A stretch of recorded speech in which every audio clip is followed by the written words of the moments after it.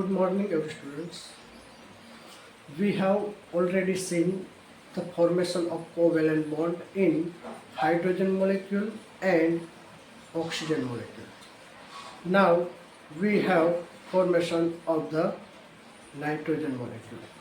तो जो nitrogen molecule है उसमें कोवेलेंट बॉन्ड कैसे बनता है, तो यहाँ पे हम लिखते हैं formation of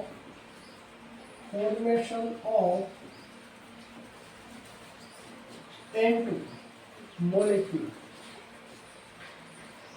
by covalent bond.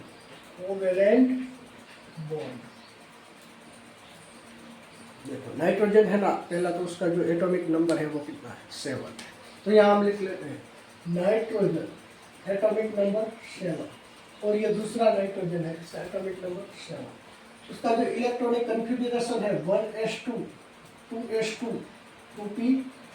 देखो पहली जो ऑर्बिट है उसमें 2 इलेक्ट्रॉन्स है और दूसरी ऑर्बिट है उसमें 3 + 2 = 5 इलेक्ट्रॉन्स है. सेम इसमें भी 1s2 2s2 2p3. पहली ऑर्बिट में 1 इलेक्ट्रॉन 2 इलेक्ट्रॉन और दूसरी ऑर्बिट में 5 इलेक्ट्रॉन. हमको जो देखना है ना वो आउटर मोस्ट ऑर्बिट में देखना है.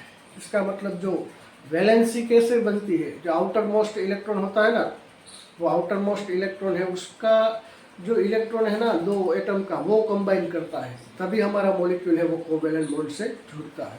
तो यहाँ पे जो आउटर मोस्ट सेल है ना उसमें 5 इलेक्ट्रॉन है, यहाँ भी आउटर मोस्ट सेल है ना दूसरी जो ऑर्बिट उसमें 5 इलेक्ट्रॉन है. तो ये हमारा नाइट्रोजन का मॉलिक्यूल, हम इसको ड्रॉ करते हैं और उसमें 3 + 2 5 इलेक्ट्रॉन्स.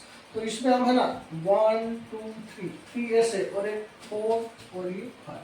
तो दूसरा जो ये नाइट्रोजन का मॉलिक्यूल है नाइट्रोजन का, इसमें भी 1 2 3 4 5. तो ये हमारा नाइट्रोजन का जो मॉलिक्यूल, जो 2 अलग अलग मॉलिक्यूल है उसकी जो आउटर मोस्ट सेल में जितने इलेक्ट्रॉन है वो हमने यहाँ ड्रॉ कर दिए. तो यहाँ हम लिखते हैं कि नाइट्रोजन मॉलिक्यूल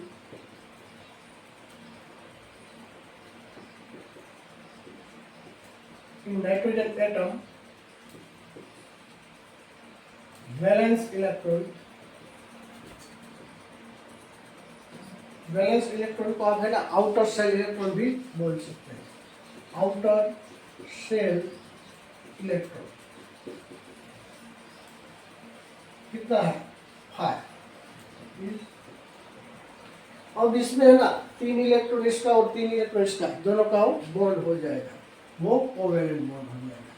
यहाँ पे ये हमारा नाइट्रोजन का मॉलिक्यूल है और ये जो दूसरा नाइट्रोजन का मॉलिक्यूल है. 3 इलेक्ट्रॉन्स इसके हैं और 3 इलेक्ट्रॉन्स इस मॉलिक्यूल के हैं. 2 तो यहाँ पे है ही, इसमें भी 2 तो यहाँ पे है. तो ये हमारा बराबर ट्रिपल बॉन्ड का कॉम्बिनेशन हुआ. Combination of 3 pair of electron, 3 pair of electron. Combination हुआ ना यार, 3 पेयर ऑफ इलेक्ट्रॉन का कॉम्बिनेशन. तो यहाँ पे हमारा जो नाइट्रोजन है ना वो ट्रिपल बन बना के N ट्रिपल बन N. तो यहाँ पे N2 फॉर्मेशन हो गया. तो यहाँ पे formation of triple bond, formation of triple bond in N2 molecule. अब ये हमारा मॉलिक्यूल बन गया. पहले क्या था, वो एटम था, अब वो कॉम्बिनेशन करके मतलब कोवेलेंट बॉन्ड बना के नाइट्रोजन मॉलिक्यूल हो गया. तो ये हमारा नाइट्रोजन मॉलिक्यूल हो गया, नाइट्रोजन मॉलिक्यूल. तो ऐसे हम सिंगल बॉन्ड, डबल बॉन्ड या ट्रिपल बॉन्ड, बराबर कोई भी जो बॉन्ड बनता है उसमें उससे से जो मॉलिक्यूल है वो फॉर्म हो जाता है. अब हमें ना carbon related some important molecule है उसके बारे में भी यहाँ पे समझेंगे. तो यहाँ पे हमें ना 2 another molecules, some another molecules formation. तो ये जो सम अदर है ना उसमें हम दो मॉलिक्यूल देखेंगे। पहला मॉलिक्यूल है वो formation of H2O molecule. H2O molecule कैसे बनता है? देखो अगले में तो क्या था, दोनों एटम वो सेम था। जैसे H2 है तो उसमें क्या है, दो हाइड्रोजन का मतलब सेम मॉलिक्यूल है, बराबर सेम एटम है, वो कंबाइन होके मॉलिक्यूल बनता था। फिर हमने ऑक्सीजन देखा तो ऑक्सीजन में क्या था, ऑक्सीजन में वही था ना, दो ऑक्सीजन का जो एटम है वो कंबाइन करके O2 मॉलिक्यूल बनाता था। और फिर हमने अभी नाइट्रोजन का देखा, लेकिन इन तीनों जो हमने कोवेलेंट बॉन्ड से जो मॉलिक्यूल फॉर्मेशन किया ना वो तीनों सेम था। अब हम डिफरेंट देखते हैं। देखो यहाँ पे H2O में क्या है, हाइड्रोजन का जो हाइड्रोजन का 2 एटम है वो ऑक्सीजन के साथ कंबाइन करके H2O मॉलिक्यूल बनाता है। तो यहाँ कैसे होगा, तो यहाँ हमको देखना है कि जो ऑक्सीजन है ना उसकी जो नेगेटिविटी मतलब जो उसकी विद्युत ऋणता है ना वो ज़्यादा है हाइड्रोजन से। इसके लिए जो ऑक्सीजन मॉलिक्यूल है ना वो बीच में रहेगा और दोनों हाइड्रोजन एटम है बराबर वो उसके साथ कोवेलेंट बॉन्ड करके H2O का मॉलिक्यूल फॉर्मेशन करेगा। तो यहाँ पे जो लिखते हैं हम here in the molecule of H2O, hydrogen and oxygen are present. Hydrogen and oxygen are present. The negativity of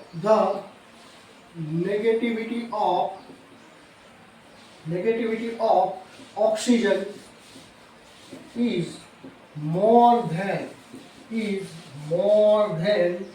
hydrogen, so that position of oxygen happen in center and hydrogen atom held both side combined with oxygen. चलो यहाँ क्या हमने बोला, इसका मतलब क्या हुआ, यहाँ वो ये कहने समझाता है कि जो ऑक्सीजन है और हाइड्रोजन है बराबर, वाटर का जो मॉलिक्यूल है उसमें क्या है H2O है, तो उसमें हाइड्रोजन और ऑक्सीजन दो डिफरेंट टाइप के मॉलिक्यूल हैं। जब दो डिफरेंट टाइप के मॉलिक्यूल है ना उसका जो कॉम्बिनेशन कोवेलेंट बॉन्ड से होता है और जो मॉलिक्यूल फॉर्मेशन होता है ना, तो उसमें सबसे पहले हमको क्या देखना है, किसकी इलेक्ट्रोनेगेटिविटी सबसे ज़्यादा है। तो H2O में हाइड्रोजन और ऑक्सीजन है तो उसमें ऑक्सीजन की जो इलेक्ट्रोनेगेटिविटी है बराबर विद्युत ऋणता है उसकी ज़्यादा है। इसके लिए वो जो जिसकी इलेक्ट्रोनेगेटिविटी है ना ज़्यादा होगी वो सेंटर में रहेगा और इलेक्ट्रोनेगेटिविटी जिसकी कम है ना वो उसके अराउंड हेल्ड होके कोवेलेंट बॉन्ड बनाएगा। तो यहाँ पे हम देखते हैं स्ट्रक्चर देखते हैं। देखो ये लिख लिया, समझ लिया है। चलो अभी हम फॉर्मेशन ऑफ H2O मॉलिक्यूल उसको ड्रॉ करके देखते हैं।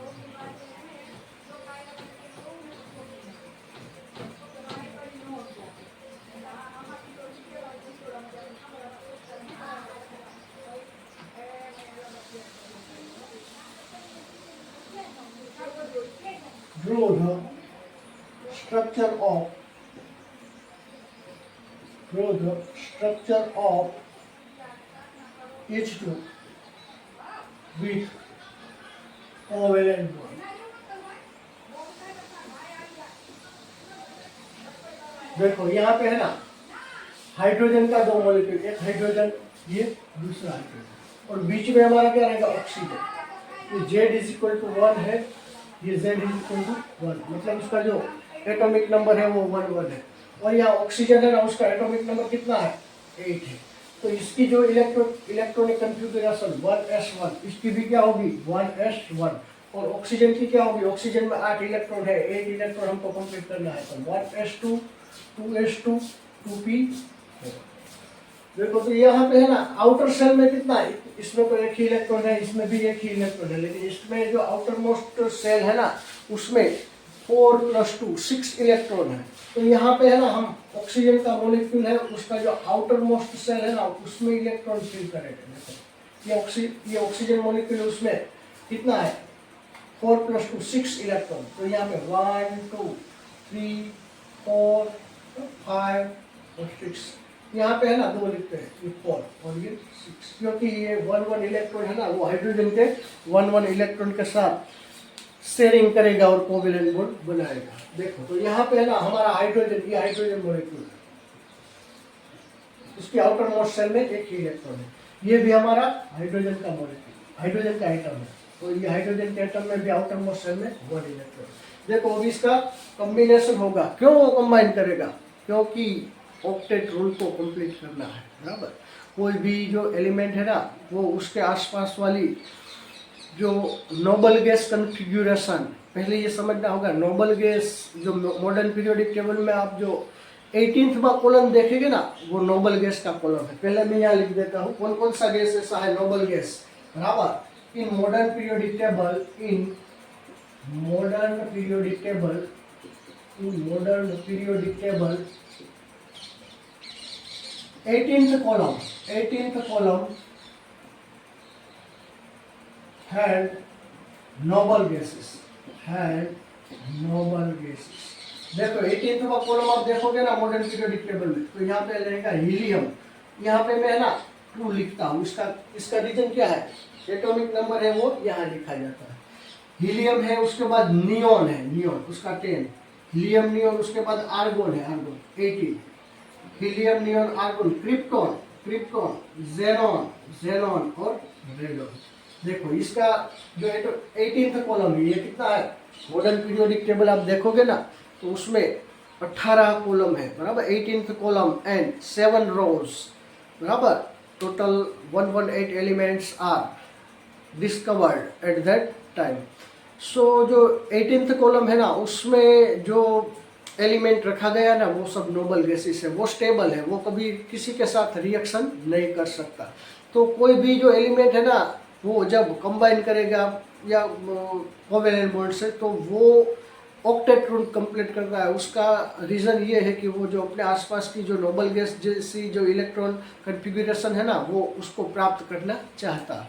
तो यहाँ पे है ना ये 2 नंबर है हाइड्रोजन और हीलियम 2 नंबर से, नियोन 10 नंबर से, आर्गोन 18 नंबर है, और ये क्रिप्टॉन। देखो इसमें से क्या होगा, उसका जो 2 8 8 18 32 ये रेशियो में बढ़ेगा। देखो ये 2 में से हमने 8, तो ये 8 ऐड किया तो वो 10 हो गया। तो हीलियम के बाद का जो नोबल गैसेस है ना वो नियोन है, उसका जो एटॉमिक नंबर है वो कितना है 10। देखो यहाँ पे हम है ना दूसरा 8, दूसरा जो एडिशन करेंगे ना +8, तो यहाँ पे 10 + 8 = 80। तो यहाँ 2 8 8 ये आ गया, ये 2 8 8, उसके बाद 18 उसमें 18 ऐड करेंगे ना, बराबर। तो ये कितना होगा 18 और 18 36। तो क्रिप्टॉन का जो